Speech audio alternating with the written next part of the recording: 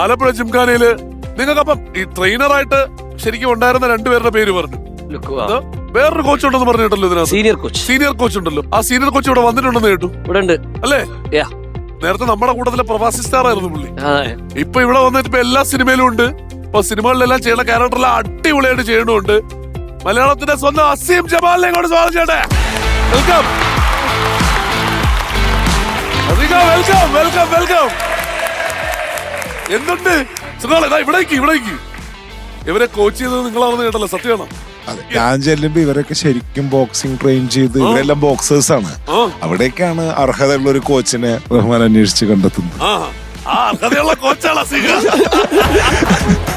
Boxing അറിയാത്ത ഒരേ ഒരാളുണ്ടായിരുന്നു, ഞാൻ മാത്രമല്ല ഇവരെല്ലാം ജിം അടിച്ച് എത്രയോ ശരിക്കും ബോക്സേഴ്സ്. വെറുതെ തമാശക്കൊക്കെ വിളിക്കും ഒന്ന് സ്പാർ ചെയ്യാന്നൊക്കെ പറഞ്ഞിട്ട്. അറിയില്ലെങ്കിലും അറിയാവുന്ന പോലൊരു അഭിനയം ഉണ്ടായിരുന്നു. അത് പൊളിച്ചോളൂ. അതിലാണല്ലോ കാര്യം. ഇവിടെ വരുന്നു വിചാരിച്ചതല്ല. ഗണപതിയും ജീനുമാണ് ഫോൺ വിളിച്ചിട്ട് പറഞ്ഞത് വണ്ടിയായിട്ട് വായോ, ഒരുപാട് സമ്മാനങ്ങളൊക്കെ ഉണ്ട്, കുറെ സാധനങ്ങൾ കൊണ്ടുപോകണ്ട്. കിട്ടാവുന്നതിൽ വെച്ച് ഏറ്റവും വലിയ വണ്ടിയായിട്ട് വന്നിട്ടുണ്ട്. കിട്ടിയിട്ടുണ്ട്, ഒരുപാട് സമ്മാനം കിട്ടിയിട്ടുണ്ട് അവർക്ക്. ഇനി അതെല്ലാം കൂടി കൊണ്ടുപോകാൻ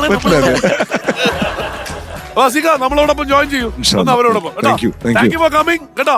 പടം ഗംഭീരാവട്ടെ, പടം ഗംഭീരം. ഇനി നമുക്ക് നേരെ അടുത്ത ചോദ്യത്തിലേക്ക് കടക്കാം.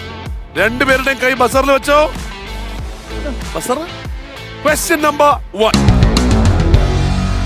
1971 അരങ്ങേറിയ ദീപ എന്ന യഥാർത്ഥ പേരുള്ള മലയാളി നടി യൂത്ത് കോൺഗ്രസിന്റെ കൾച്ചറൽ വിംഗ് പ്രസിഡന്റായി വരെ നിയമിതയായിട്ടുണ്ട്. ആരാണ് ഈ വ്യക്തി? ദീപ എന്നാണ് പേര്, യഥാർത്ഥ പേര്.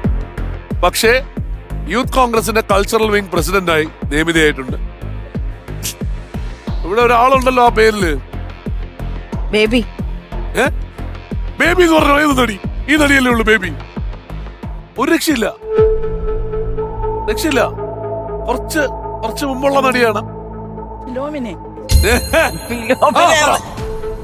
ഇതില് ആ പേരുണ്ടോ ഇവരുടെ ഇടയില്? ഉറപ്പായിട്ടും ഉണ്ണിമേരി. ശരിയായ ഉത്തരം. ഇവിടെ ഒരു പേരുണ്ടെന്ന് പറഞ്ഞപ്പോ ഒരു ക്വസ്റ്റ്യൻ ആൻസർ ആയി. ഇനി 2 ചോദ്യം. അത് 2 ഉത്തരം പറയാനേ അടുത്തോട്ട് പോകാൻ പറ്റുള്ളൂ കേട്ടോ. നിങ്ങൾക്ക് ഒരെണ്ണം ഉത്തരം പറഞ്ഞാൽ മതി. Question number 2. ഏത് കായിക ഇനത്തിലാണ് വിജയികൾക്ക് നൽകുന്ന ട്രോഫി ഗഗാറിൻ കപ്പ് എന്നറിയപ്പെടുന്നത്? ഗഗാറിൻ കപ്പ് എന്ന് പറയുന്ന ട്രോഫി നൽകുന്നത് ഏത് കായിക ഇനത്തിലാണ്? ഫുട്ബോൾ തെറ്റായിട്ടുള്ള ഉത്തരം. വള്ളംകളിയാ? ഗഗാറിൻ കപ്പ് വള്ളംകളി ഇവിടെ ആരോ പറഞ്ഞു കൊടുത്താണല്ലേ?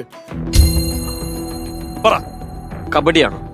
കബഡിയും തെറ്റാണ്. ശരിക്കും ഗഗാറിൻ കപ്പ് ഐസ് ഹോക്കിയാണ്. ഗഗാറിൻ കപ്പിന്റെ സംഭവം ഹോക്കിയല്ല, ഐസ് ഹോക്കിയാണ്. ഹോക്കി വരെ പറഞ്ഞാൽ നമ്മൾ തന്നെ കേട്ടോ. ഒറ്റ ചോദ്യം. Question number 3. ഷോർഗുൽ എന്ന ബോളിവുഡ് സിനിമയിലെ ഗാനങ്ങൾക്ക് വരികൾ എഴുതിയ രാഷ്ട്രീയ നേതാവ് ആരാണ്? ഷോർഗുൽ എന്ന് പറയുന്ന ബോളിവുഡ് സിനിമയിലെ ഗാനങ്ങൾക്ക് വരികൾ എഴുതിയ രാഷ്ട്രീയ നേതാവ് ആരാണ്?